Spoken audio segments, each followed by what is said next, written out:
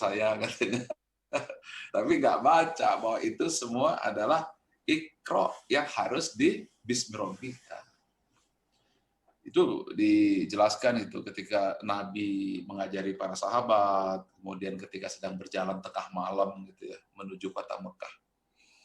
Itu turun ayat afala yanzuruna ilal ibili kaifa khuliqat wa ilas samai kaifa rufi'at wa ilal jibali kaifa nusibat wa ilal ardi kaifa sutihat fazakir innama anta muzakir.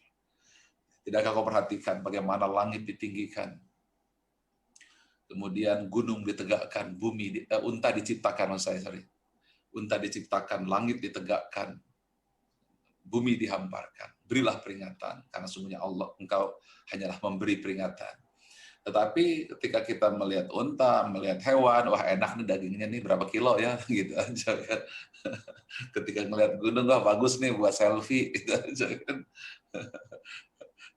Ya kita terputus dari Bismillahirrahmanirrahim. Hanya Iqra, tapi tidak sambung ke Bismillahirrahmanirrahim. Nah itulah sebabnya sebelum kita bicara tauhid uluhiyah, yaitu tauhid yang mencintai Allah di atas segala-galanya, coba kita mulai dulu dari tauhid rububiyah, supaya kita benar-benar masuk ke dalam hati keyakinan tentang Rabbul Izzati, Allah Azza wa Jalla. Dan itu nggak tanggung-tanggung itu, sampai-sampai Allah menciptakan alam semesta, bumi yang dihamparkan, semuanya itu hanya untuk satu tetes air mata kita aja, supaya kita dapat iman dan hati kita terisi sama iman. Saya pernah ketemu nih Ustadz Agus, seorang kontraktor.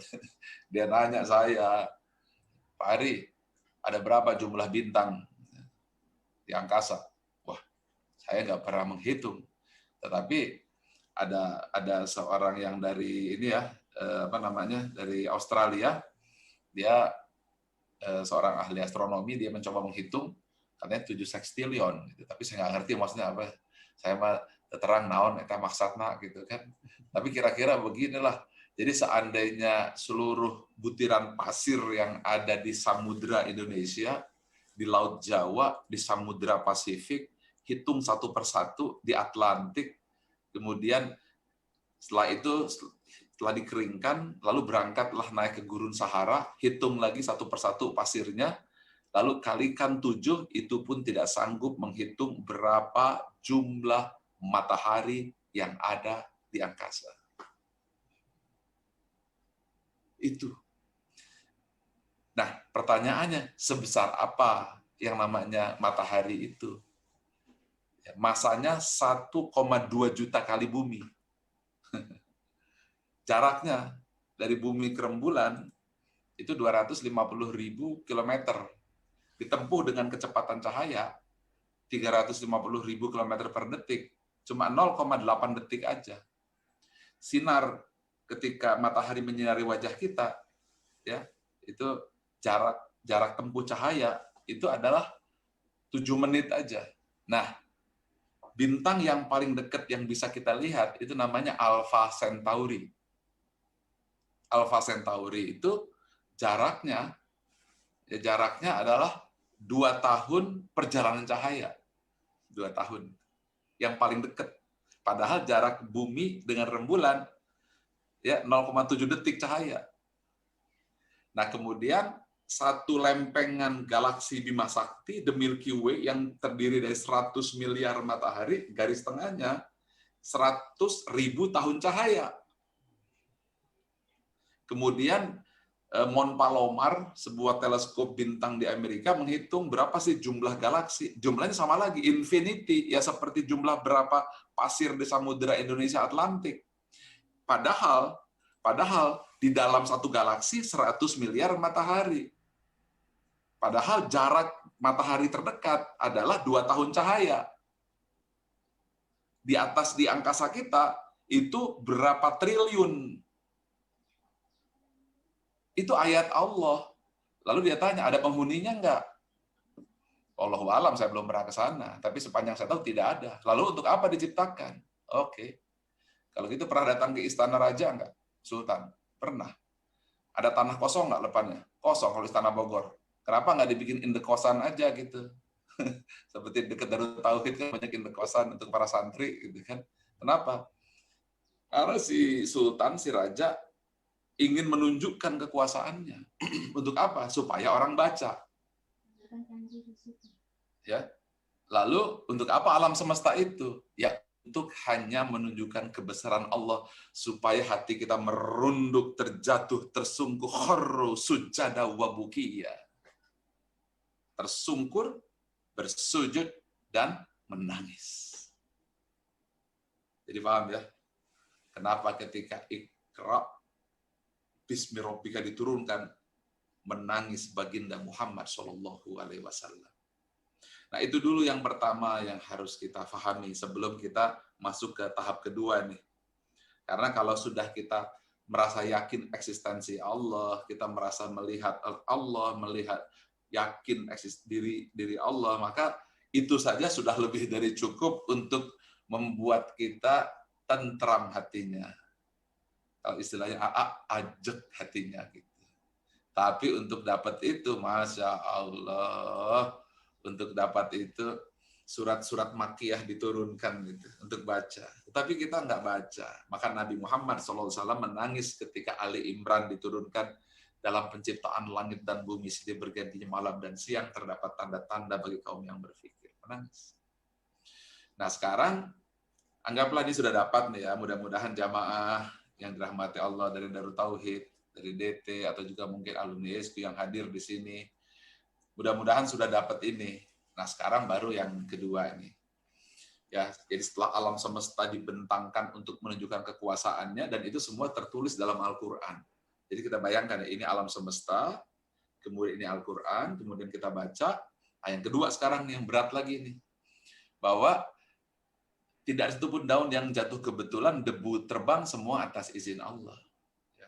Wa indahu mafatihul ghaib la ya'lamuha illa huwa wa ya'lamu ma fil bari wal bahr wa ma tasqutu min waraqatin illa ya'lamuha wa la habatin fi zulumatil ard wa la ratbi wa la yabisin illa fi kitabim mubin. Alhamdulillah Ustadz Agus ini ada 1.000 orang yang muncul di Zoom nih. Assalamualaikum semua yang hadir ya. Apa kabar? Sehat walafiat? Ada juga di YouTube, Pak Ari. Oh, rame nih kelihatannya ya. Mudah-mudahan silaturahim kita bertambah ini. Saya hari ini mau berguru sama Agim sebenarnya, tapi disuruh ceramah sama A yang apa-apa deh. Maka spesial nih saya pakai peci. Mudah-mudahan saya pantas pakai peci ini. Biasa saya nggak pakai peci. Oke lanjut ya. Kita lanjut ya. Oke, yang kedua sekarang. Jadi setelah kita mendapatkan keimanan yang menghujam ke hati eksistensi Allah. Nah, yang kedua ini juga nggak kalah beratnya, nggak kalah susahnya juga. Tetapi Allah Subhanahu Wa Taala itu menunjukkan dengan berbagai kejadian-kejadian, dengan berbagai fenomena. Contoh saat ini kita sedang menghadapi COVID-19, yang dulunya cinta dengan harta, tiba-tiba hartanya hilang. Yang dulunya ingin eksis, tiba-tiba misalnya, waduh, jangankan mau eksis, orang mau ketemu kita batuk dikit saja orang kabur kok. Kita nggak pakai masker saja, mau secantik apa orang lari. Eksistensi diri kita hilang. Kemudian kita ingin keluarga, tadinya wah yang penting keluarga, ya keluarga itu utama, tiba-tiba kena social distance. Ayo, apalagi? Nah pada saat itu kan kullu man 'alaiha fan wa yabqa wajhu Rabbika Dzul Jalali wal Ikram. Semua yang di muka bumi ini akan sirna binasa dan tetap kekal wajah Allah yang memiliki kemuliaan dan keagungan. Nah, sekarang saya mau tanya nih, sesungguhnya ketika kita sedang diuji oleh COVID-19, itu adalah kemurkaan Allah atau kasih sayang Allah? Ayo jawab. Kemurkaan Allah atau kasih sayang Allah? Oke, saya baru saja ketemu dengan tim saya yang dia kena COVID-19. Terus bagaimana setelah kena? Waduh Pak Ari, selama saya 19 hari di rumah sakit, inilah saat yang terbaik dalam hidup saya. Kenapa? Jujur Pak Ari, bulan Ramadan kemarin aja saya nggak khatam Qur'annya. Sekarang saya khatam gara-gara saya diisolasi di rumah sakit. Terus apa lagi? Waduh Pak Ari, dulu doa saya namanya doa itu cuma sebentar aja. Tapi sekarang saya doa sungguh-sungguh Pak Hari katanya. Nah, setelah itu saya sekarang sudah sembuh dan saya akan pertahankan ini. Nah, sekarang saya tanya, berarti COVID-19 untuk kamu musibah atau kasih sayang Allah? Kasih sayang Allah. Makanya kita harus mengambil hikmah dari itu semuanya. Jadi Allah itu maha baik, apapun yang Allah buat adalah untuk kebaikan. Ya bayangkan kalau kita dengar kisah Ibrahim itu kan kisah bagaimana Nabi Ibrahim alaihissalam menyembelih putranya Ismail, dan kemudian disitulah Allah mengajarkan kalimat tauhid la ilaha illallah. Bayangkan itu. Sebelumnya istrinya Siti Hajar ditinggal di antara Bukit Sofa Marwah. Itu juga ajaran tauhid la ilaha illallah. Kemudian Nabi Ibrahim juga dibakar oleh api. Itu juga adalah ajaran tauhid. La ilaha illallah. Nah, dan kemudian Nabi Ibrahim diperintah oleh Allah untuk membangun Ka'bah. Dan kemudian kita rukuk sujud ke arah kiblat supaya ingat kisah itu. Tetapi sudah dipasangin Ka'bah, sholatnya udah sehari 5 kali, sesuai dengan waktu, tetapi hatinya belum la ilaha illallah. Hatinya belum tauhid. Sehingga Allah bantu. Nah, bantuan siapa? Ya Tuan Guru pandemi yang datang. Ustadz COVID-19 gitu ya. Al-Mukarram gitu ya. Al-Mukarram COVID-19 gitu. Nah, semuanya ini mengajarkan tauhid kepada kita untuk menjadikan Allah di atas segala-galanya. Yang dulunya bangga banget dengan harta, tiba-tiba hilang. Yang dulu menjadikan manusia yang utama, tiba-tiba social distance. Yang tadinya ingin eksis, tiba-tiba orang takut kalau kita sedang batuk. Lalu apa dong tempat bergantung kita? Nah, ini momentum besar dunia yang harus kita manfaatkan. Dan itu terjadinya di tahun 2020. Dan kalau kita kelewatan mengambil momentum ini, kitalah orang-orang yang merugi itu.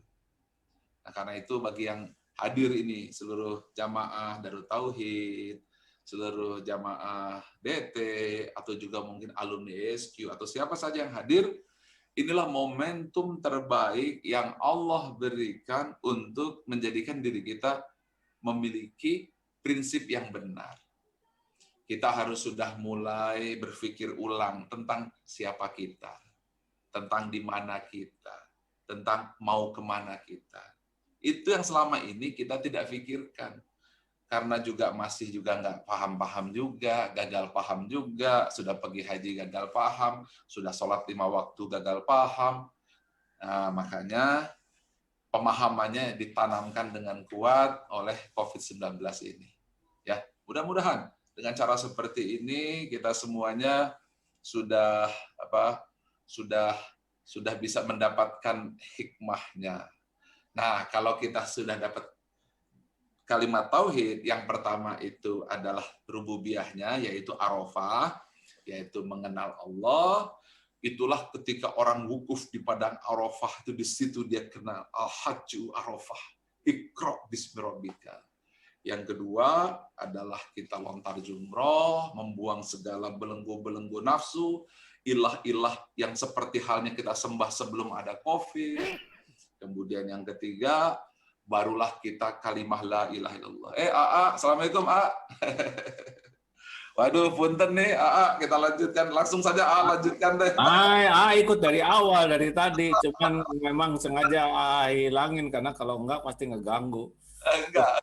Terus kan sedang berada di luar negeri dulu ya, lanjut. Di mana, di Perancis atau di Paris? Nggak tahu lah, pokoknya di komputer lah. Mangga tuh, silakan lanjutkan aja. Lanjut, enggak. Ikut menyimak dulu, belum selesai barusan ya. Off-kan menyimak ya.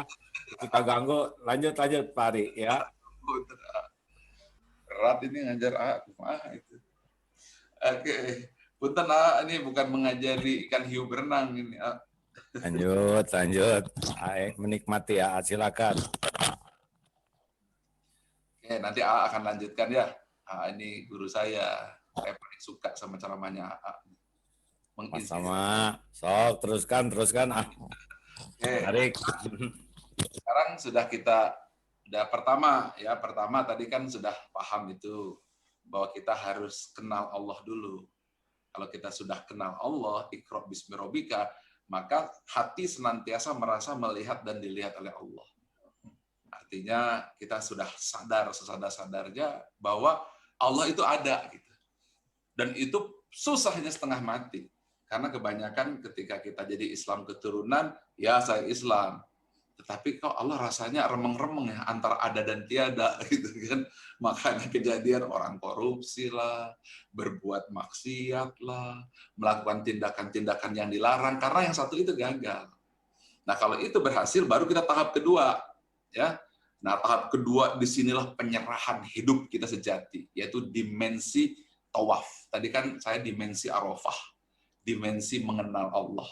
Yang kedua adalah dimensi tawaf, dimensi menjadikan Allah di atas segala-galanya. Nah, kalau udah sampai dimensi yang kedua ini, maka timbulnya adalah 3K. 3K ini. Satu, kebahagiaan. Hatinya bahagia, karena sudah nggak pengen apa-apa lagi tuh. Kalau sudah level 1 ya kita dapat, sudah nggak ada lagi yang lebih indah daripada wajah Allah Subhanahu wa Ta'ala.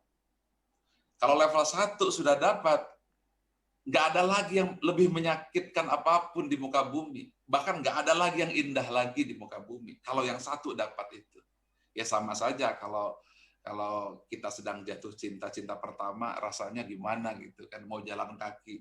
Dulu saya di Bandung itu salon tapi nggak jadi gitu, jarak di Dago itu berapa kilometer jalan kaki itu dari Setiabudi nggak terasa gitu kan. Mengapa? Karena nama jatuh cinta.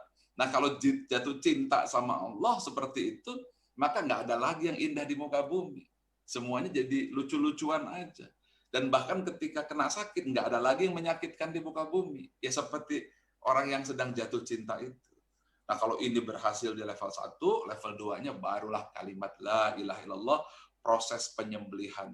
Nah, sekarang pisau Ibrahimnya itu membentang, bukan cuma segede tangan seperti ini seleher gitu panjangnya, tapi membentang itu bukan lagi hanya dari Sabang sampai Merauke, bukan hanya dari Miangas sampai Kerote, tetapi panjangnya itu dari mulai Cina sampai ke Rusia, dari Eropa sampai ke Amerika, semuanya pisau Ibrahim itu turun membelah bumi sambil berucap la ilaha illallah.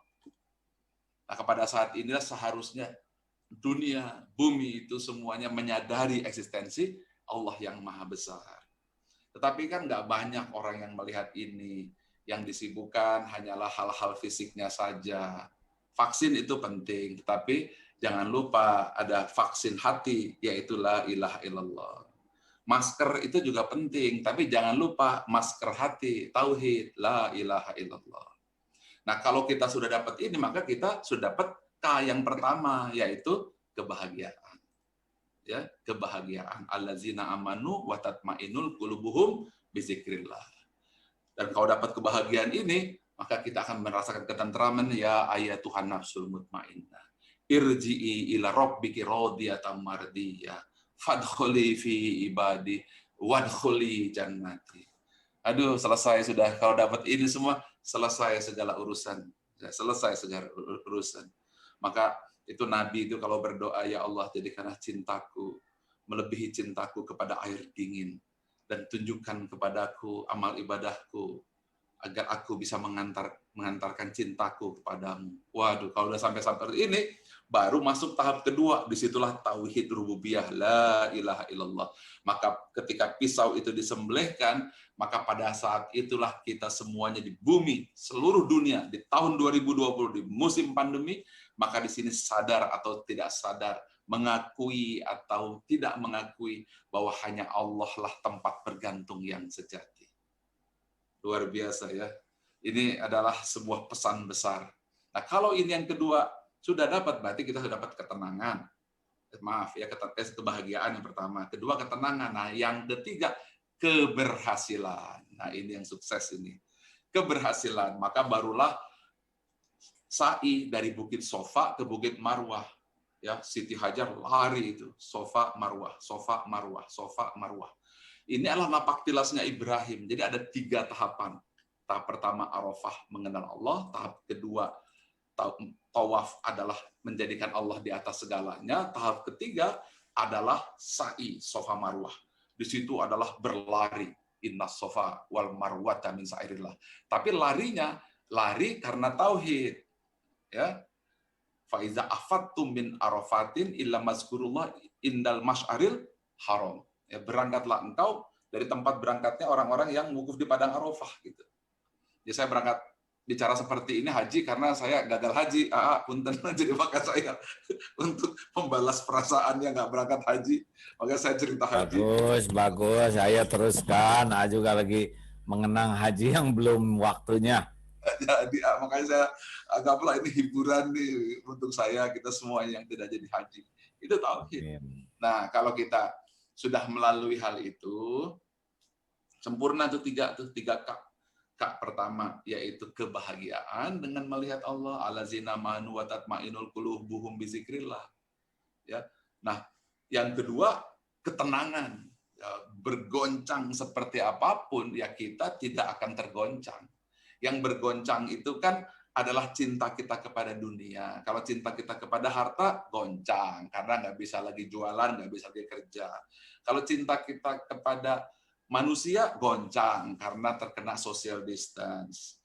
Kalau cinta kita kepada eksistensi diri, nggak eksis. Karena orang juga takut ketemu kita. Apalagi kalau sudah terkena, ini sudah kena, ini katanya deteksi positif nih. Ini swab tesnya, orang jadi takut, hilang eksistensi kita. Nah, artinya dimensi fisikal emosional itu hilang. Kullu man 'alaiha fan wa yabqa wajhu rabbika dzul jalali wal ikram. Barulah kita menemukan puncak tertinggi kalimat tauhid, la ilaha illallah. Jadi bayangkan ya, hari ini sedang ada trending besar-besaran ini di muka bumi. Sudah di training sekali nggak berhasil, tambah lagi PSBB nggak berhasil, training sampai manusia tersungkur, khurru sujada wa bukiya, tersungkur dia dengan bersujud dan menangis. Nah, kalau sudah dapat yang 2K itu, barulah K ketiga. Nah, di sini nih. K ketiga ini keberhasilan sejati, yaitu berlari dari Bukit Sofa ke Bukit Baru. Kita berusaha, boleh pakai masker, jaga jarak, social distance, bikin bisnis online, marketing online, bikin usaha non-web, pokoknya yang penting bisa jalan. Tapi sudah cuman niatnya sudah beda. Dulu niatnya untuk harta, dulu niatnya untuk dunia, sekarang niatnya karena untuk pengenalan terhadap Allah, pengorbanan kepada kehidupan. Baru insya Allah air zam-zam akan keluar, rezeki akan keluar. Nah, inilah 3K, yaitu K pertama apa? Menghasilkan kebahagiaan, tauhid. Yang kedua, ketenangan. Ya. Yang ketiga, keberhasilan. Tetapi kalau gagal, juga akan 3K juga tuh. Apa itu? Kecemasan, cemas, riweuh, aduh gimana ini dagangannya nggak laku, kerjaan kayaknya kecemasan. Ya. Kemudian K kedua apa? Ya, kekacauan. Mengapa? Kekacauan yang kedua karena orang berebut kekuasaan, berebut jabatan, berebut harta, berebut macam-macam, bukan berebut Allah. Maka kita bisa melihat kekacauan yang terjadi saat ini karena tidak menjadikan Allah di atas segala-galanya. Yang diperebutkan hanyalah yang kecil-kecil itu. Soal kekuasaan lah diperebutkan, soal yang merasa paling benar lah diperebutkan, ego lah yang diperebutkan. Tetapi seharusnya itu tidak terjadi kalau sudah menjadikan Allah di atas segala-galanya. Nah, K yang ketiga adalah apa? Ketidakpastian. Kalau K yang ketiga ini ketidakpastian, harusnya adil, tetapi karena harta dan diri yang utama, maka kepastian hukum jadi berantakan. Karena karena Allah tidak yang menjadi utama, kepastian aturan jadi berantakan. Semua kepastian hilang karena tidak menjadikan Allah di atas segala-galanya. Nah, ucapan itu digambarkan dengan zikir akbar, subhanallah, tidak ada yang suci selain Allah. Walhamdulillah, jangan memuji diri atau siapapun kecuali Allah. La ilaha illallah, tidak ada lagi yang paling utama kecuali Allah. Allahu akbar, nggak ada lagi. Teu aya nanaon kecuali Allah yang maha besar. Barulah kesejahteraan akan lahir, keberhasilan akan lahir, bangsa akan bangkit. Dan itu yang sudah diajarkan oleh Nabi Muhammad mempraktekkan ilmu ini, ya gitu. Nah ini Dokter Asep Harmana, assalamualaikum Pak Dokter, punten. Oke. Waalaikumsalam warahmatullahi wabarakatuh, Guru Abdi, Pari. Abdi lah, Abdi murid. Nah, ilmu ini dipraktekkan oleh Nabi. Ilmu ini kan dipakai 5.000 tahun yang lalu oleh Nabi Ibrahim. Tapi dipakai oleh Nabi Muhammad SAW 1.400 tahun yang lalu. Dan hasilnya yaitu Andalusia, Cordoba, Granada, Toledo, kebangkitan Islam jilid 2 dari abad ke-7 hingga 14. Step pertama yaitu ketika di ketika di Gua Hiro. Nah, itu dimensi ketika manusia mengenal siapa diri, siapa kita, di mana kita, dan siapa Allah. Kemudian baru turun ke Mekah 13 tahun, di situ tauhid, rububiyah, la ilaha illallah, baru pindah ke Madinah, barulah membangun ekonomi, disitulah lahir peradaban Islam. Bayangkan di abad 7 sampai 14 yang namanya orang Jerman masih belum mandi, belum punya tempat pemandian, orang Inggris masih belum punya toilet, Amerika belum ada di peta dunia, sudah seperti itu dengan ilmu itu. Dan artinya bahwa ilmu ini sudah dipakai oleh Nabi 1.400 tahun yang lalu, ya, yaitu era Hiro, kemudian era Mekah, era Madinah. Ya, dipakai oleh Nabi Ibrahim alaihissalam juga 3 tahapan, yaitu wukuf, 2 tawaf, 3 sa'i, 4 zamzam. Nah, zamzamnya Islam lah kebangkitan Islam yang namanya Islam jilid pertama itu. Dahsyat luar biasa. Jadi kalau orang barat itu merasa bangga, wah hebat ini Perancis, Paris, Eropa, Amerika, itu nggak ada apa-apanya. Amerika itu baru bangkit tahun 1800-an. Kemudian Inggris itu tahun 1700-an. Ya, sedangkan abad ke-7, 14 adalah tahun Islam di mana tahun keemasan. Tapi oleh mereka disebut tahun ke-8 karena sejarahnya ingin dilupakan. Nah, paling tidak sejarah itu kita bisa ambil dan kita terapkan. Nah, inilah inti dari tauhid. Jadi tiga-tiganya untuk mendapat 3K ya balik lagi tauhid. Ya mau mendapatkan kebahagiaan ya tauhid. Ketenangan ya tauhid. Keberhasilan ya tauhid. Tetapi kalau melanggar tauhid ya 3K juga. Apa itu? Kecemasan karena tidak tauhid. Kemudian yang kedua apa? Kekacauan karena tidak tauhid. Yang ketiga, ketidakstabilan akibat kalau AA bilang jadi ajek, wah mah satu kata aja tuh saya ngomong panjang lebar kok mah ajek gitu. Nah, itu kira-kira yang saya ingin sampaikan, dan itu dirayakan setiap tahun oleh kita supaya kita nggak lupa Idul Fitri. Nah, itu juga tauhid rububiyah ketika kita menjadi Allah di atas segala-galanya. Kemudian Idul Adha, la ilaha illallah, baru hijrah. Di situ berlari Safa Marwah. Jadi bayangkan semua yang Allah buat itu dalam satu rangkaian. Bahkan kalau kita mundurkan 25.000 tahun ke belakang juga sama. Tetapi dalam bahasa yang sangat sederhana di zaman Adam, yaitu ucapan zikir, subhanallah, walhamdulillah. Itu tauhid. Jadi orang yang melihat, merasa, mendengar Allah, subhanallah, walhamdulillah.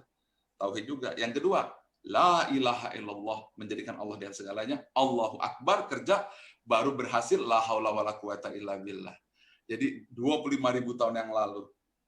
Kemudian kemudian 5.000 tahun yang lalu zaman Ibrahim, 1.400 yang lalu, dan sekarang ilmunya sama, membuktikan ilmunya ini hanya dari Allah yang satu. La ilaha illallah.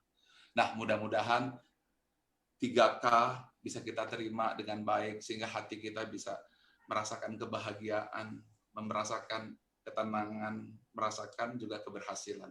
Terjauh dari kecemasan, terjauh dari kekacauan, dan terjauh dari ketidakstabilan atau tidak aja. Gitu. Demikian punten lamun aya kalepatan. Silahkan dilanjutkan. Maaf lahir batin. Billahi taufik wal hidayah. Assalamualaikum warahmatullahi wabarakatuh. Waalaikumsalam. Warahmatullahi. Bukan dilanjutkan Pak Ali, kita mah ngobrol ya.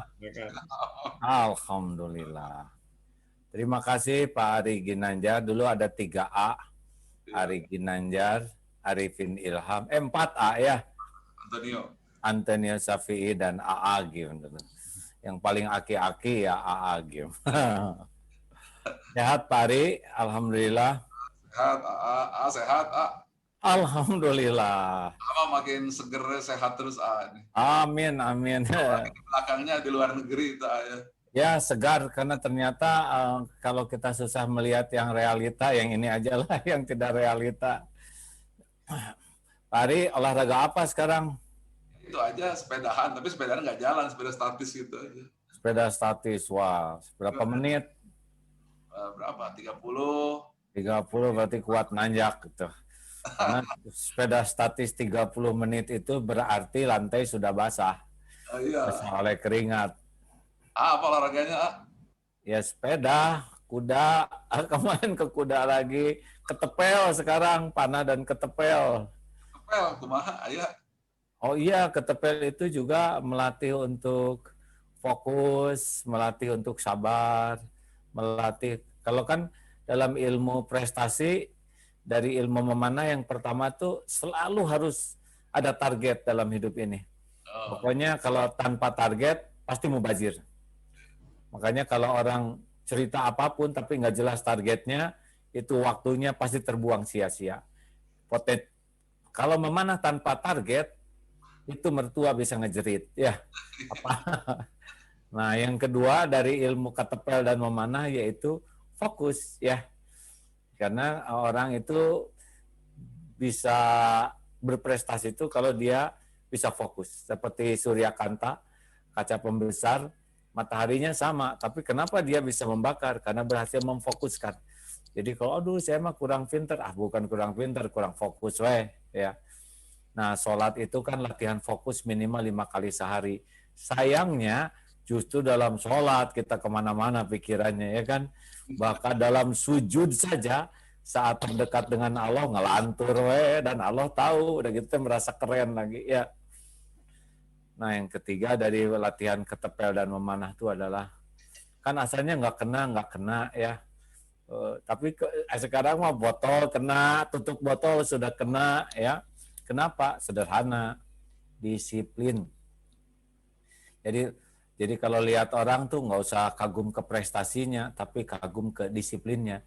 Karena prestasi itu adalah hadiah, bonus bagi orang yang disiplin. Nah ceritanya gitulah.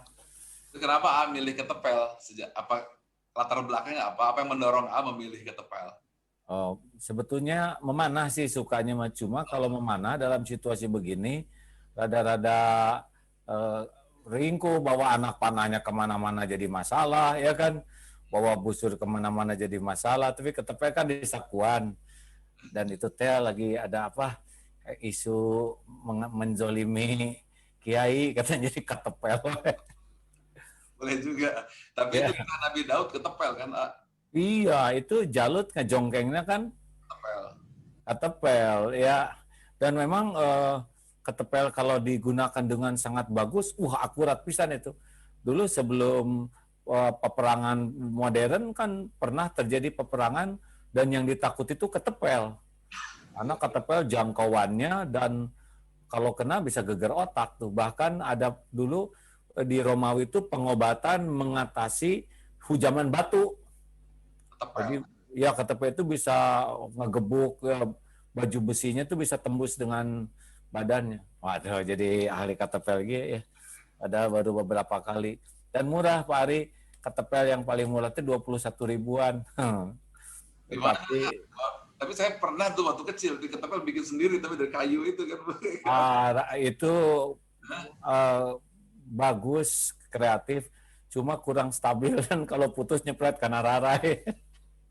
Jadi kalau Jadi, itu kena sendiri. ya jadi harus Pacarnya, ya. karetnya, ya Masya Allah. Nah, kembali ke Tauhid, terima kasih Pak Ari dengan 3 K-nya. Alhamdulillah sahabat-sahabat sekalian, ini penuh, yang ini 1000, tapi ini ditayangkan di hampir semua media kita, YouTube, Twitter, Instagram, Facebook, termasuk TV, MKTV. Jadi mudah-mudahan ilmu yang Pak Ari sampaikan ini meluas manfaatnya. Nah, bagian apa tuh Ayana? Kalau ikan mah sudah tinggal cucuk nah ya. Saya belajar kata ajek itu kan. Itu menjelaskan dengan cerdas kata-kata tauhid hanya dengan 4 huruf. Itu jenius itu. Ajek, selesai itu. Luar biasa. Ya. Jadi saya ngomong 1 jam, maaf 1 kata aja ajek aja. Itu saya jadi nggak kebagian lagi sekarang ngomong apa, udah dijelaskan.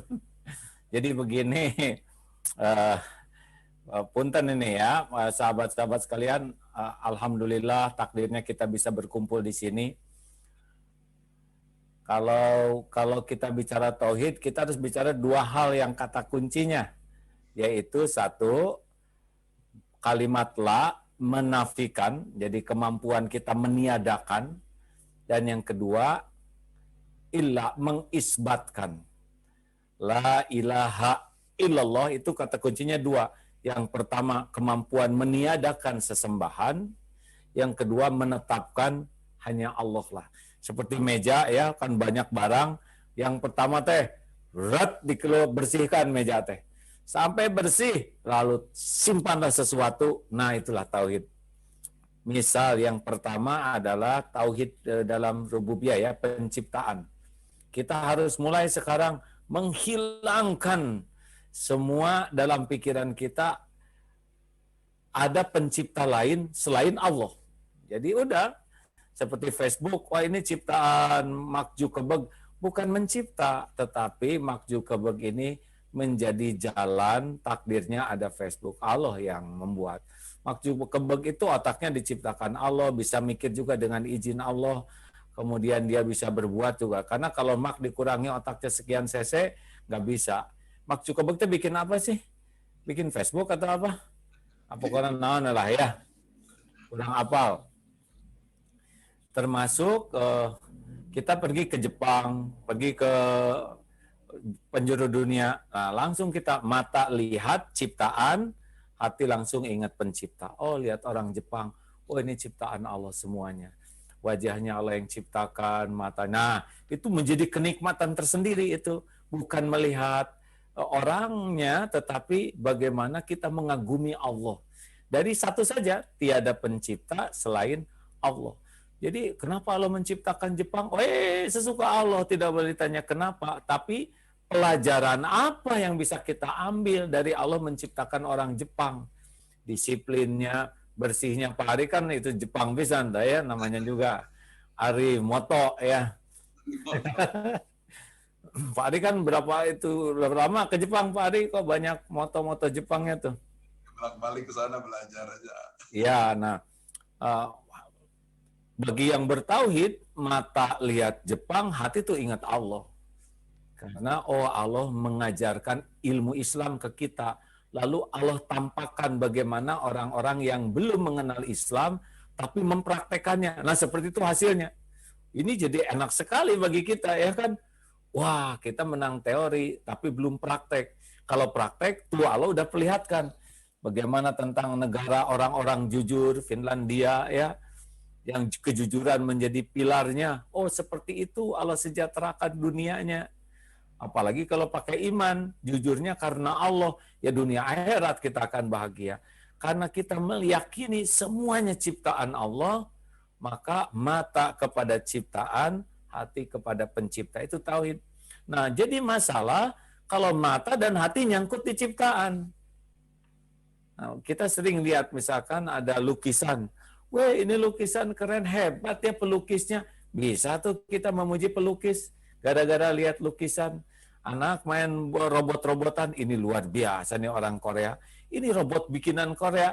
Lihat robot dipuji insinyurnya. Kenapa lihat anak tidak dipuji penciptanya? Ini yang kurang nyambung ya. Harusnya lihat robot kagum, lihat anak, ngajongkeng kita. Wah, ini ciptaan siapa nih? Robot gerak pelan gitu aja udah mengagumkan, nih pakai kentut lagi anaknya. Nah, tapi kurang nyambung. Nah, Madame Tussauds, apa sebutnya yang patung lilin. Itu orang kagum-kagum lihat patung lilin.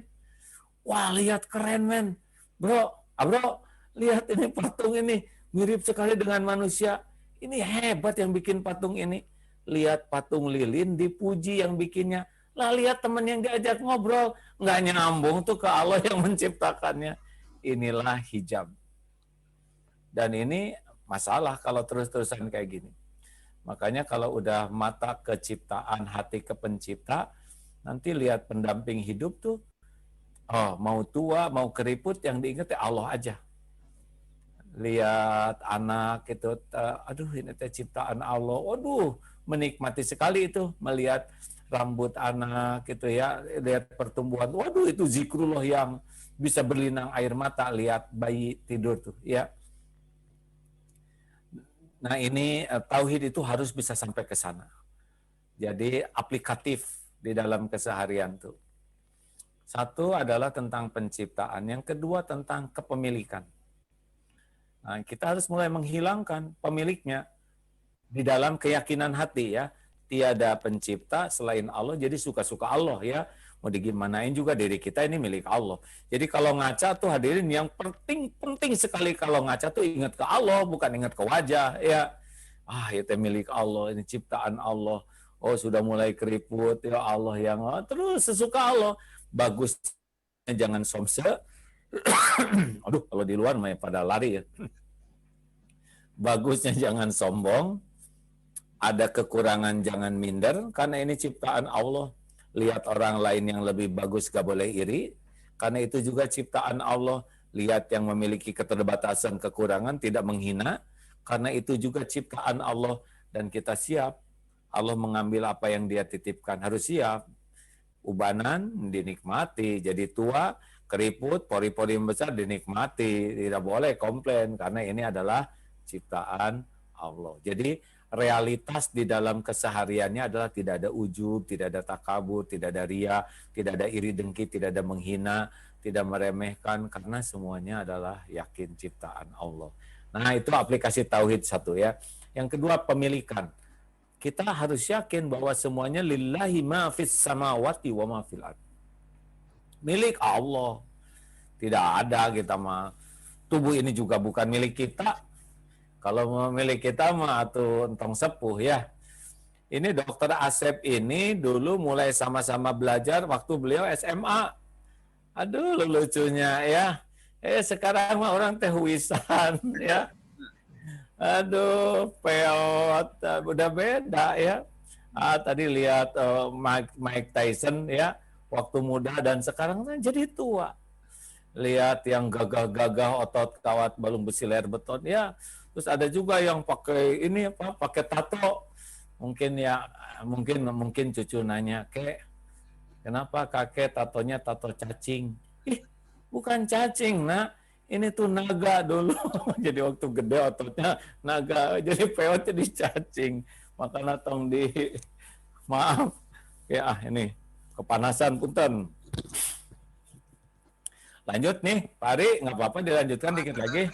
Sama resep.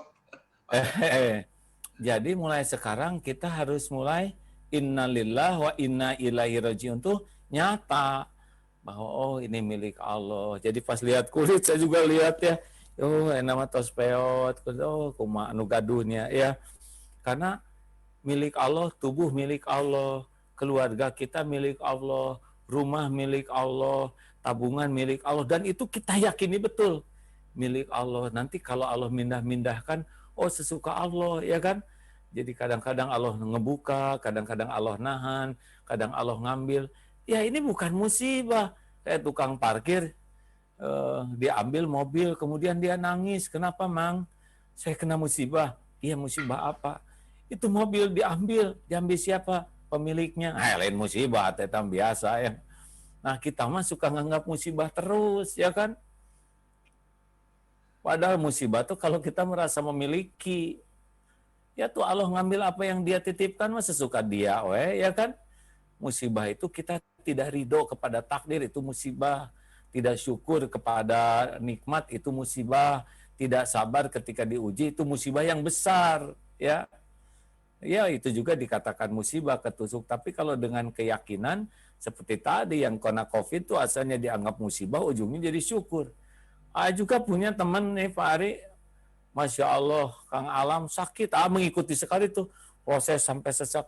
Apa yang ditulisnya teh? Ya Allah, saya belum pernah katanya merasakan senikmat ini dengan Allah, seyakin ini dengan Allah. Padahal udah susah sekali nafas. Saya merasa bahagia sekali Allah memberikan kesempatan saya begini. Bahasa yang tidak dikenal sebelumnya itu, sebelum kena COVID. Tapi saya tetap nggak pengen ya, saya mau cari yang lain, syukurnya ya. Halo, jangan mentang-mentang ada amputasi gratis, misalkan, aduh amputasi gratis, lalu sok pengen diamputasi, enggak ya, minta sehat tetap. Jadi mulai sekarang, dan kita juga lihat orang lain tuh semuanya titipan Allah. Jadi nanti nggak kagum lihat orang kaya, biasa udah nggak ada, wow kaya, enggak. Kita tetap hormat, tetap respect, tapi nggak ada kita kagum, wah itu sukses dengan kekayaannya, enggak. Kesuksesan tuh inna akramakum indallahi atqakum. Nggak bisa kita mengukur kesuksesan dengan ngebagikan sesuka Allah, ya kan? Nah, penjahat juga dikasih rezeki melimpah. Wah, tapi kita harus kerja keras. Tukang batu geng ini kerja keras biasa gitu-gitu. Nah, ya enggak. Tapi kita harus mengeluarkan seluruh tenaga, enggak gitu-gitu aman. Kita harus cerdas sekali, ya nu paling tergeser, nulieur banyak hutang, ya. Jadi kita mah harus kerja tuh kerja yang ngepas. Kerja kerasnya jadi takwa, kerja cerdasnya jadi takwa, tidak cukup hanya mengandalkan otot, kalau tidak dengan bareng keimanan ya sudah nggak dapat apa-apa. Ayo jangan suka kagum ke orang kaya, ya mau kalau nu balunghar di WA-an terus ya nggak, giliran nu miskin tuh di WA, itu ciri-ciri tuh.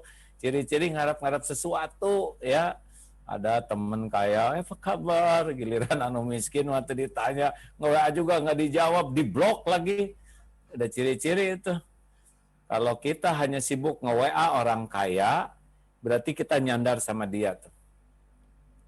Ngarap-ngarap sesuatu sama dia. Kita sibuk nge-WA-an pejabat, tapi sebelum ditangkap ya. Jika udah ditangkap mah diblok, di-delete, takut ada komunikasi. Dulu tuh ada yang zaman dulu lah, ini ditanda tangan, udah ditanda tangan tadi ditangkap, yang nanda tangan, aduh jadi ningali tanda tangan teh jadi liur hadirin. Makanya kita nggak boleh kagum dengan casing ya, karena casing mah bukan tanda kesuksesan, tanda cobaan. Sesuka Allah casing mah, sesuka Allah aja. Nu bodoh beunghar banyak, yang malas beunghar banyak, makanya semuanya milik Allah. Tapi ini di hati ya, jangan sampai kita ke supermarket semuanya milik Allah. Saya memilih atau maling eta mah tetap hadirin. 3. Kemudian semuanya ciptaan Allah, semuanya tidak ada pencipta selain Allah, tiada pemilik selain Allah, dan tidak ada yang menguasai selain Allah. Jadi kita harus yakin nih, ini tubuh teh selain ciptaan Allah, milik Allah, dikuasai Allah. Jadi kalau kita lihat tubuh ini teh siapa yang ngurus ini? Saya barusan makan itu dikit sini udah nggak tahu kemana masuknya. Beres, paling nanti udah waktunya setor baru. Untung kita diingetin 2. Coba kalau diingetinnya 1 ya. Waktu lapar aja gayap, Pak Ari entos ngagayot di punten. Nggak enak kemana-mana kita pakai pampers ya nggak? Udah segede gitu. Halo. Selebihnya Allah yang ngurus. Detak jantung, semuanya Allah yang ngurus. Dan bukan cuma kita yang diurus Allah, semuanya. Kucing, virus, COVID, itu tuh ciptaan Allah, bertasbih ke Allah, milik Allah. Dan COVID mah nggak ngerti apa-apa. Katanya ini virus cerdas, ya secara ilmiah bolehlah cerdas. Tapi dah dia mah nggak ngerti apa-apa, dia cuman bertugas aja, kena ke siapa yang Allah kehendaki. Jadi orang sakit COVID mah bukan karena pilihan virus, tapi Allah sesuka Allah siapa yang bakal kena ya. Makanya kalau kita yakin semua dibulak-balik oleh Allah, misal kita ngedidik anak, ngurus anak, nggak cukup kita menasehati, itu sangat tidak cukup. Harus lebih kuat doa. Kalau doa itu mengandalkan Allah, kalau nasihat mengandalkan kita. Jadi kalau ngebangunin anak sholat, tangan ke kaki misalnya, ini ke Allah, ya Allah, anak ini ciptaanmu, milikmu, amanahmu, engkau yang kuasa membangunkan. Nah, sudah waktunya sholat, anak baik, anak soleh, pasti ngantuk ya, ayo sholat dulu yuk. Nah, enak, benar. Tapi kalau tidak pakai tauhid, ambil juga anak udang sih ya. Jadi kenapa kita harus seperti itu? Dulu pernah ya, astagfirullahaladzim, ke santri, lagi patroli malam-malam jam 3. Ini santri tidur terus nih, bangun santri, baru tidur lagi, ambil air jur. Pas selesai dibanjur tuh, kata yang sebelahnya, dia barusan selesai jaga malam, katanya baru 1/4 jam tidur. Aduh ya Allah, nyesal sekali. Jadi dia baru mulai tidur di banjur, zolim. Saya pikir kenapa harus banjur-banjuran begini, ya enggak? Nah hadirin sekalian, kalau kita yakin semua dikuasai Allah, digenggam Allah, hanya bisa terjadi dengan izin Allah, ini benar-benar membuat kita menjadi lebih bisa menata diri dengan baik. Misal begini, kita dagang, pembeli adalah ciptaan Allah. Pembeli adalah milik Allah. Pembeli dibulak-balik hatinya oleh Allah. Jadi kalau kita mau baik kepada pembeli, ya bukan supaya dia beli. Baik mah baik aja. Kenapa kamu baik kepada pembeli? Karena Allah suka sama orang baik. Perkara dia beli atau tidak tergantung Allah ngebulak-balik hatinya.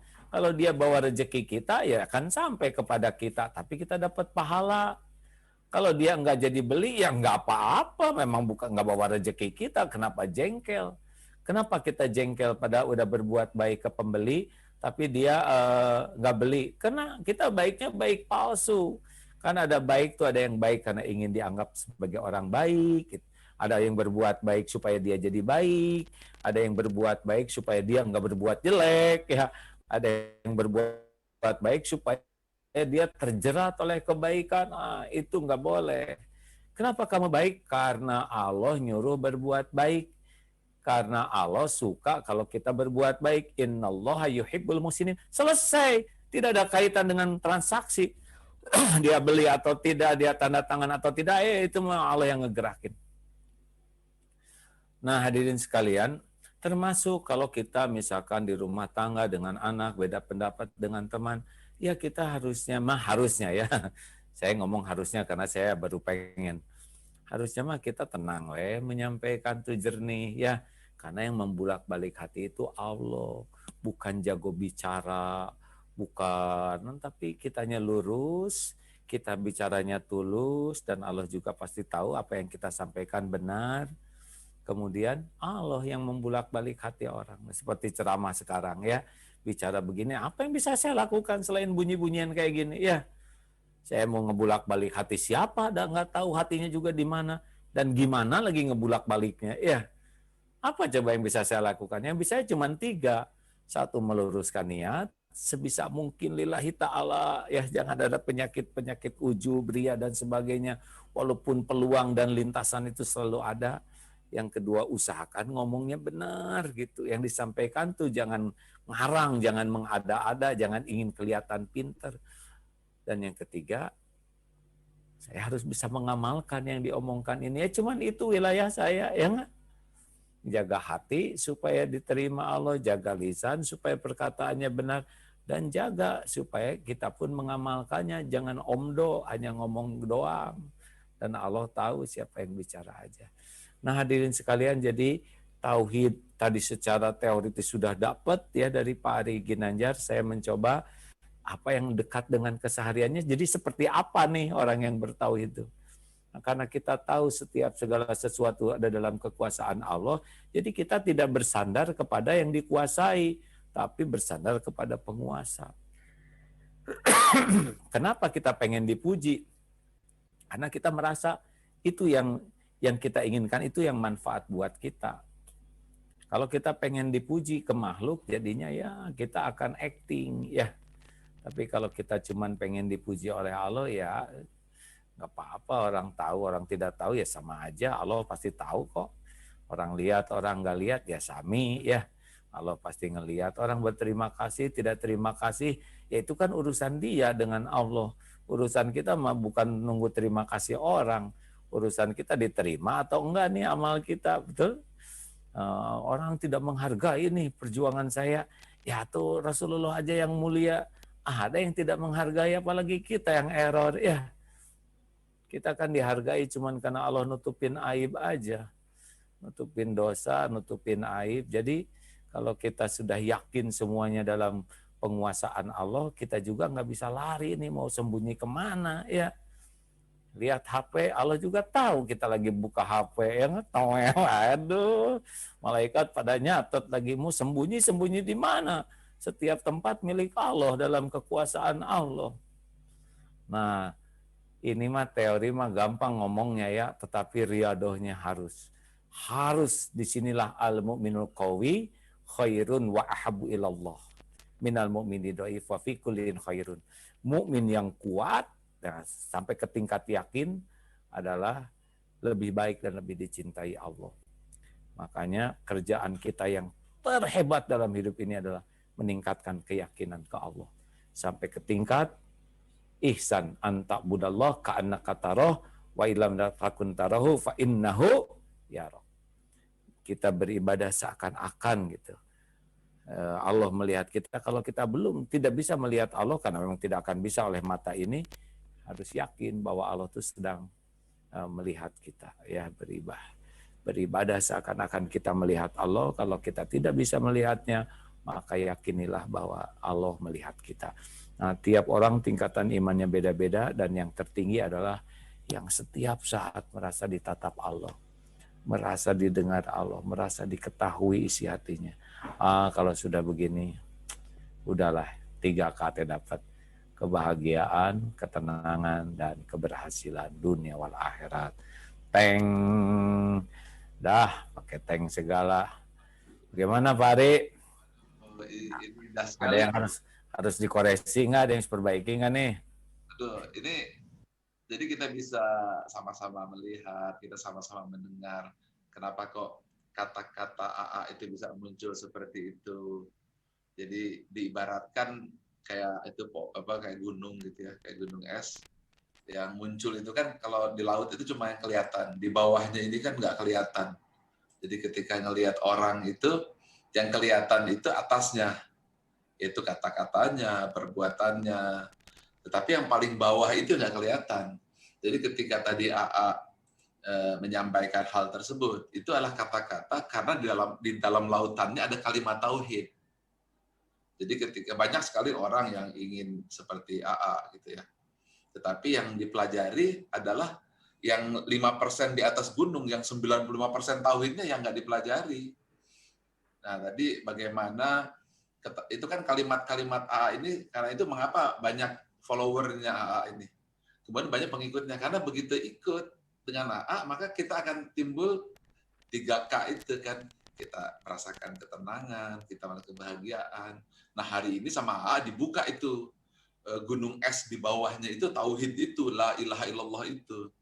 Nah, sehingga ketika kita melihat bunga-bunganya, percikan-percikannya, yang tadi kita rasakan percikan-percikan dari lisannya AA muncul, kemudian percikan-percikan hikmah dari AA muncul, itu akibat dari akar tauhid yang ada di bawah pohon itu. Seperti yang alam taro kaifa darbahu masalan kalimatan thayyibatan kasajaratin thayyibah asluha sabitu wa far'uha fis sama. Jadi akarnya menghujam ke dalam bumi, batangnya menjulang ke langit dan menghasilkan buahnya. Nah, buah-buah itulah kebahagiaan, keberhasilan, ketenangan. Tetapi orang lupa yang paling dalam ini, yang paling susah, yang hari ini AA sampaikan itu yang tauhid itu hanya. Punten. Iya, nah kata guru A begini katanya. Justru orang itu yang rada malesnya tuh riadohnya, mujahadahnya. Jadi kalau sampai cerita mah, karena mujahadahnya ini pasti ngelawan nafsu, ya. Nafsu ingin memiliki ini ngelepas, ya kan? Dulu dilatihnya gitu, Pak Ari. Kalau orang menyukai sesuatu apa yang ada pada diri kita, kasihin. Dulu punya cincin bagus, adalah pada Allah. Orang pada ngeliatin, aduh cekat. Ini kata guru kasihin, mau ya? Kasih ya. Terus latihannya begitu sampai baju dikasihin. Tinggal jas, dulu ada jas zaman dulu ya. Aduh ini gimana harus dikasihin? Wah, oh jangan. Tapi kelihatan dia suka. Sampai suatu saat nih, ini kisah nyata, ada waktunya jadwal ceramah di Jatinangor. Nah, malamnya itu jatuh, jadi kotor kan di sawah lah, di kampung ceramahnya zaman waktu itu. Besok pagi mau ceramah, malam tuh tidak ada baju. Sampai ya Allah, saya nggak ada lagi baju yang layak gitu buat ceramah. Aduh, Masya Allah itu. Ingat sekali ini namanya tuh Apit ya, Kang Apit teman. Pagi-pagi beres subuh teh, bawa baju kayak gini nih, safari batik 2. Ini katanya saya kekecilan. Jadi pas dia, aduh ya Allah, nggak ada yang kebetulan dibuat sampai nggak ini apa sampai min haitsulayah tasibnya tuh kerasa sekali. Ya Allah, 2 pas. Kenapa dia harus kekecilan ya nggak? Kecuali Allah mengecilkannya sehingga jadi ngepas. Nah yang gini-gini tuh naik keyakinan tuh naik. Nah tapi ya rada-rada malas ya, seperti nawar ya, jangan nawar, usahakan itu kan nafsu mah pengen nawar ya. Makanya riadoh seperti kalau disakitin kita memaafkan, bahkan ngirim itu kan nggak enak kan, yang paling enak nama dipales weh. Nah riadoh ini katanya yang rada-rada tidak semua orang mau masuk riadoh. Tapi kata guru A gini Pak Ari, wah tapi ama untung katanya ditolong oleh Allah waktu heboh teh ya. Cinta kepada pujian orang dibalikin, tak ibu-ibu teh ngarambek. Jadi aman lah lumayan. Cinta kepada popularitas TV ganti acaranya jadi infotainment. Oh, terlalu lagi. Waduh. Cinta kepada naon teh. Oh, dulu banyaknya tamu datang, hilang lah. Sampai SSG yang biasanya sekali daftar 1.000 tinggal 30. Itu juga kasihan yang daftar teh serba salah, yang lelaki dianggap berguru, yang perempuan dianggap ada mau ya. Perusahaan dulu mah kebanggaan, yang terpayu yang harus ngegaji. Waduh, nah kata guru teh, ini mah untung amat ditolong, diambil alihah Tuhan yang ada di hatinya. Tapi jadinya ditolong dengan situasi gini teh bagus sekali. Orang menganggapnya ini musibah, padahal ini adalah penyelamatan dari Allah. Jauh lebih bahaya dipuji daripada dicaci. Gitu Mang Ari, dongeng natenya. Nuhun saya pisan. Atau sekarang kita beri 3 pertanyaan ya. Mangga. Silakan kepada teman-teman, ada yang mau nanya, acungkan tangan. Silakan. Ini AA izin, ada dari tadi Bu Risma sempat mengajukan. Ini ada dari ya Bu Risma, silakan Bu Risma. Halo. Assalamualaikum Ibu Risma. Atau kita beralih dulu ke JV Ari Susanto. Silakan Bapak JV Ari Susanto. Ya, Assalamualaikum warahmatullahi wabarakatuh. Waalaikumsalam. Pak Ari, Ini Jeff. apa kabar Pak Ari? Oh, Jeff ini. Iya, saya Jeff. Siapa itu? Jeff ini mu'alaf yang kemarin saya sahadatkan. Masya Allah, barakallah. Ini, Masya Allah, ya. Ini hadir di sini. Jeff, apa kabar Jeff? Baik Pak Ari. Agim, gimana kabarnya Pak? Alhamdulillah. Mau Pak, mau A. Pilih salah satu. Silakan Jeff. Mangga. Iya, Agim, dulu 2006 saya sempat ke Darut Tauhid Geger Kalong, Agim, Iya, nganterin kakak mondok di AA waktu itu. Jadi sempat foto juga kalau nggak salah waktu itu sama Agim waktu itu. Tahun wow. 2006. Oh, waktu diuji dengan itu Iya, tuh casing ya. iya, iya, iya. Baik, ini AA, Jeffrey yang ada potretnya eh, ya? Jeffrey Ari Susanto kan? eh, iya, Oh, iya, Jeffrey. Oh, iya, iya, iya. Terima kasih. Jeffy Pak. Ah, ah, ah, saya mau tanya sama AA. Yang pertama Ya, itu pas kehilangan sesuatu, terus yang agak putus-putus. kedua, saya itu sering menghilangkan rasa gelisahnya itu. Terus yang ketiga, ya, yang pertama banget. Agak putus-putus nih. Kedengaran oleh Pak Ari nggak? Enggak. Nggak, oke. Pak Faruk, dengar nggak Pak Faruk pertanyaannya? Sedikit putus juga, putus-putus. Coba di Oh, WA, Jeff.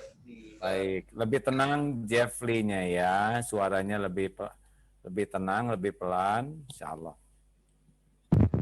Oke, iya. Baik, nampaknya terputus, Oh iya, niatnya sudah, ikhtiarnya sudah. Cuma sementara ini takdirnya begini, ya.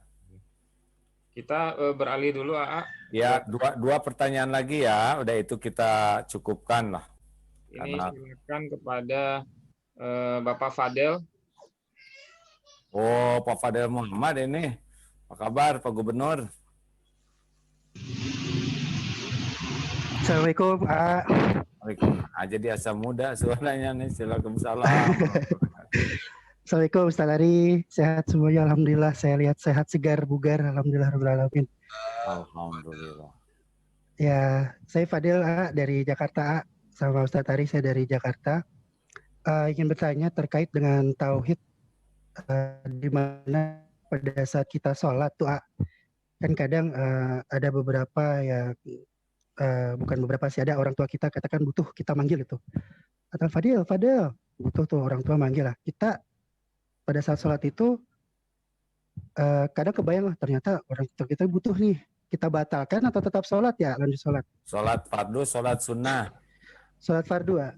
Kalau sholat fardu keraskan aja suaranya takbirnya, ya. Fadel, Allahu Akbar. Nah, itu. Halo. Tapi kalau sholat sunnah, kelihatan ibu manggil-manggil, ya. Saya mendengar bisa karena itu sholat sunnah, beda dengan sholat fardu. Fadel kalau ini sholat sunnah nggak apa-apa ya, dibatalkan. Penggemar ini ya. Makanya lebih baik kalau mau sholat pakai persiapan, ya. Persiapannya kasih tahu, saya sholat dulu ya, gitu. Oke, baik. Terima kasih. Terus, Fadel, apa yang kita pikir? Udah cukup jangan dua, satu lagi. Lagi jika atasan kalau misal kita lagi di handphone tuh kedengaran tuh atasan, kita lihat tuh handphone, bos gue nih nelfon nih, gitu. Bos saya nih nelfon. Itu sama juga ya, seperti itu aja ya. Dilanjutkan aja sholatnya itu. Oh, beda. Kalau bos beda dengan orang tua levelnya, ya enggak? Biarin level. Kalau kan tahu kita lagi sholat, ya, ujian. Kenapa lebih takut ke bos daripada takut ke... Wah, gara-gara kamu lagi apa tadi di telepon nggak ngangkat? Saya lagi sholat, Pak. Sholat. Tenang, kamu saya PHK gara-gara sholat. Berarti akan dapat yang lebih baik, ya. Oh, oke. Satu lagi ya, boleh ya? Wah, ini diborong begini nih. Ke Pak Ari itu pertanyaannya, Pak Ari. Iya, ke Pak Ari nih. Ya ini terkait manajemen hati nih Pak Ari. Nyambung juga sih ke A sih. Untuk kondisi emosional kita itu kadang kan kita ada di atas, ada di bawah gitu kan. Pada saat kita turun, kita kadang tuh ingat banget sama Allah, dekat banget sama Allah. Tapi kadang pada saat kita di atas, kadang kita lupa sama Allah gitu kan. Untuk menjaga keistiqomahan kita agar kita tetap ingat kepada Allah, itu kebiasaan apa sih yang biasa Pak Ari atau A lakukan itu setiap harinya? Terima kasih. Ya, sok Pak Ari, mangga Pak Ari. Jadi ya kita harus punya kemampuan untuk pindahkan fokus. Kan fujuraha wa taqwaha qad aflaha man zakaha wa qad khaba man dasaha. Allah memberikan kebaikan dan keburukan. Beruntunglah siapa yang mensucikan, rugilah siapa yang mengotorinya. Tergantung ketepel kita, panah kita mau difokuskan kemana gitu. Kan kita bisa mengarahkan ketepel kita atau panah kita. Kalau kita fokuskan kepada kesyukuran ke Allah ya selesai. Tapi kalau kita fokuskan ke kekurangan ya juga jadi masalah. Belajar ya ketepel, tarik, arahkan ke Allah, insya Allah semuanya lurus. Itu aja. Kalau ketepel bukan begini Pak Ari, begini. Cagaknya begini. Baik, makasih Pak Ari, Pak Fadel, gini ya. Ujian ke lapangan dengan ujian kesusahan itu lebih bahaya ujian ke lapangan. Contoh sederhananya kalau naik pesawat. Kalau pesawatnya lancar-lancar saja, biasanya penumpangnya itu nonton video, dengar lagu, ngobrol atau tidur. Tetapi ketika ada momentum yang membuat mereka kompak zikir semua, yaitu kalau ada goncangan,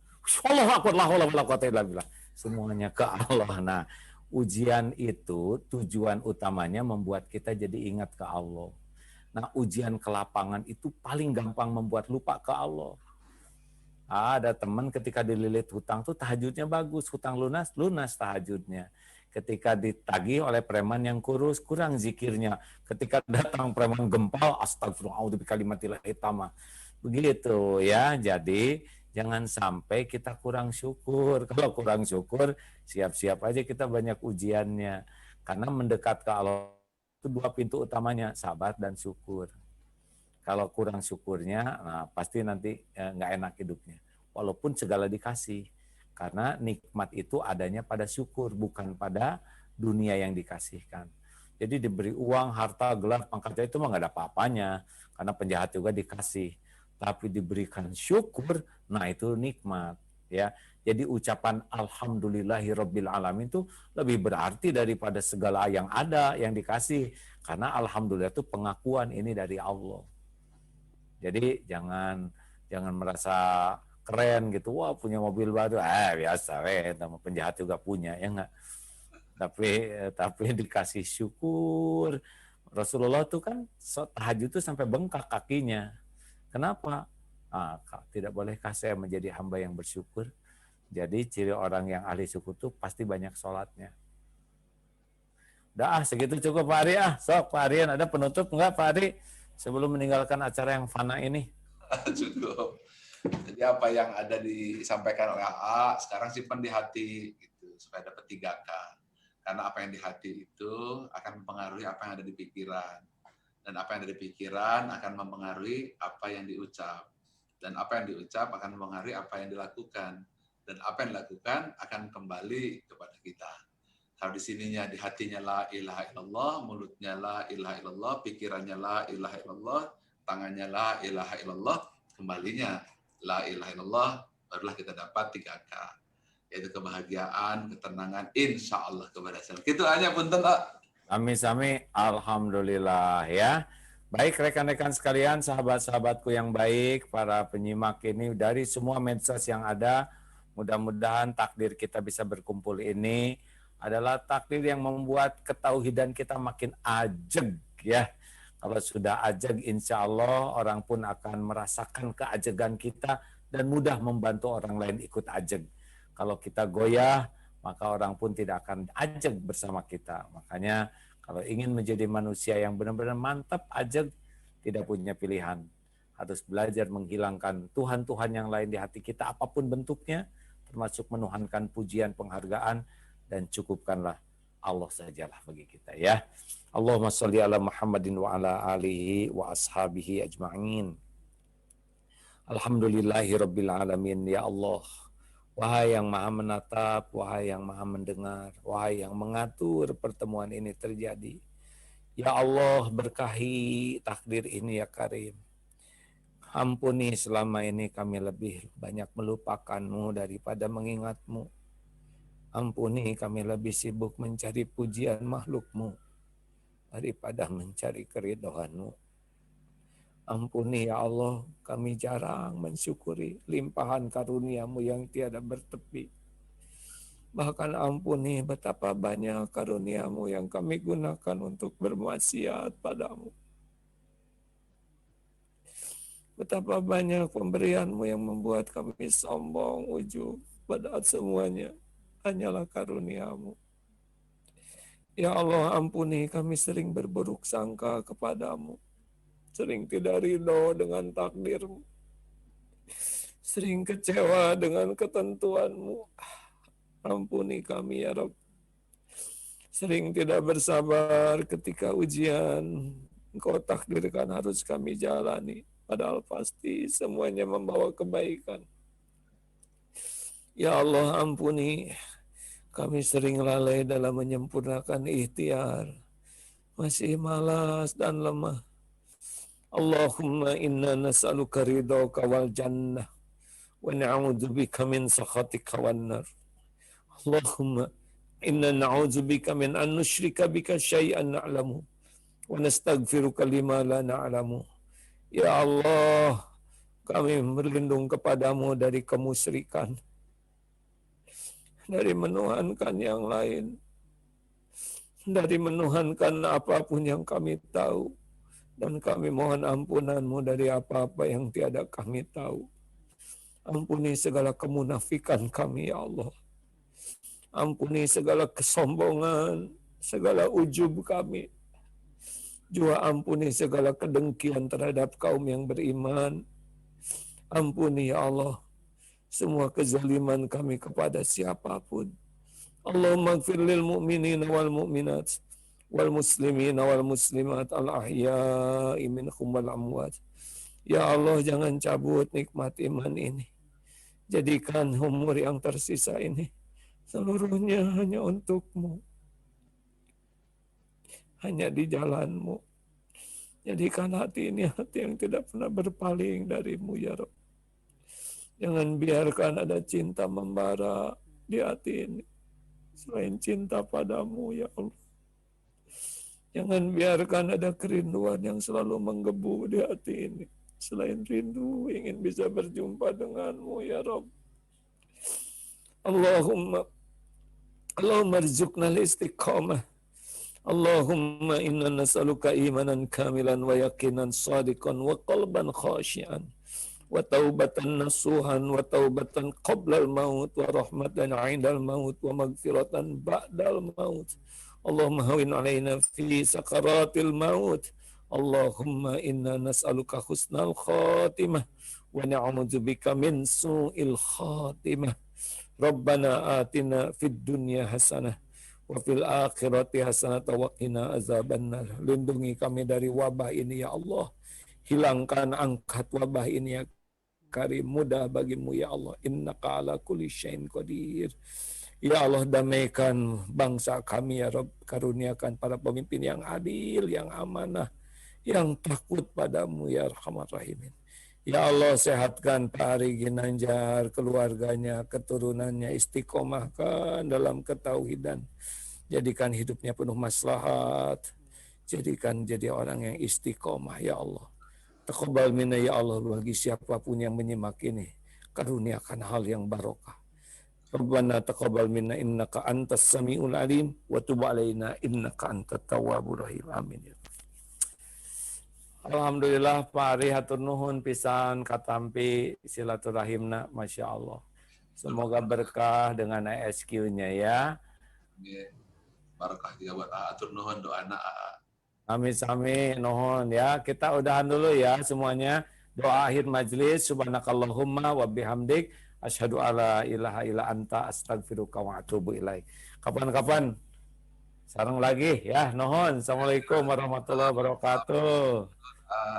Warahmatullahi wabarakatuh. Ya, sami-sami Dr. Asemi, nuhun ya. Kita udahan dulu ya semuanya. Alhamdulillah, akhir majlis, kita simak bersama wa bihamdik asyhadu alla ilaha illa anta dari astaghfiruka guru-guru wa kita, atubu ilaik. dari Agim, juga Kapan-kapan dari Bapak Ari sareng Ginanjar. lagi ya. Semoga Nuhun. Assalamualaikum guru-guru kita, warahmatullahi beliau wabarakatuh. Allah berkahi, Allah panjangkan umur taat beliau sehingga bisa lebih banyak lagi memberikan nasihat-nasihat kepada kita semua insya Allah. Mungkin terakhir adalah yang paling sangat mengena bagi saya pribadi juga, mungkin juga bagi para jamaah. Saya kutip dari beberapa kutipan dari Pak Ari tadi adalah Allah menciptakan segala sesuatu yang ada di bumi ini, gitu ya, yang ada di alam semesta ini. Salah satunya adalah untuk memberikan tetesan air mata keimanan dalam diri kita. Dan mudah-mudahan kita senantiasa meneteskan air mata keimanan di dalam kehidupan kita sehari-hari, insya Allah. Baik, Bapak Ibu, para jamaah yang semoga dirahmati Allah, alhamdulillah kita sudah di penghujung acara. Namun izinkan kami sampaikan beberapa informasi. Yang pertama adalah informasi kegiatan berikutnya, kajian Al-Hikam Selasa 20 Oktober 2020 di jam yang sama, pukul 9 waktu Indonesia Barat, sampai selesai insya Allah. Dengan pemateri oleh guru kita, Kiai Haji Abdullah Ginastiar, dan juga akan dibersamai oleh guru kita yang lainnya insya Allah. Yang kedua adalah kami kembali mengajak kepada para jamaah untuk beramal soleh di dalam program renovasi Masjid Darut Tauhid Jakarta. Caranya mudah sekali, Bapak Ibu cukup scan QR code yang tertampil di layar kaca laptop atau handphone Anda dengan menggunakan aplikasi GoPay, link aja GoMobile, OVO, Dana, Sakuku, Paytrend, dan juga di transfer. Atau Bapak juga Ibu, jamaah sekalian juga bisa menunaikan sedekah melalui transfer ke nomor rekening Bank Mandiri Syariah dengan nomor 700 008 0928 atas nama Yayasan Darut Tauhid. Saya ulangi, Bank Mandiri Syariah dengan nomor 700 008 0928 atas nama Yayasan Darut Tauhid. Kemudian dapat mengkonfirmasi transfer ke nomor rekening 0857 7639 2484. Insya Allah titipan donasi dan wakaf dari Bapak Ibu jamaah sekalian akan sangat bermanfaat bagi kegiatan dakwah Masjid Darut Tauhid Jakarta. Tebar kebaikan, dapat kebaikan, sedekah mudah, insya Allah penuh berkah. Terima kasih kepada Bapak Ibu jamaah sekalian yang hadir di dalam kajian ini. Semoga kebersamaan yang singkat serta dibatasi oleh jarak ini tetap menjadikan kita semangat thalabul ilm dan juga berusaha memperbaiki diri. Tiada gading yang tak retak. Atas nama kru yang bertugas, kami mohon maaf jika ada pertanyaan yang belum sempat disampaikan karena keterbatasan waktu. Dan juga segala kekurangan kami dalam menyajikan pertemuan ini.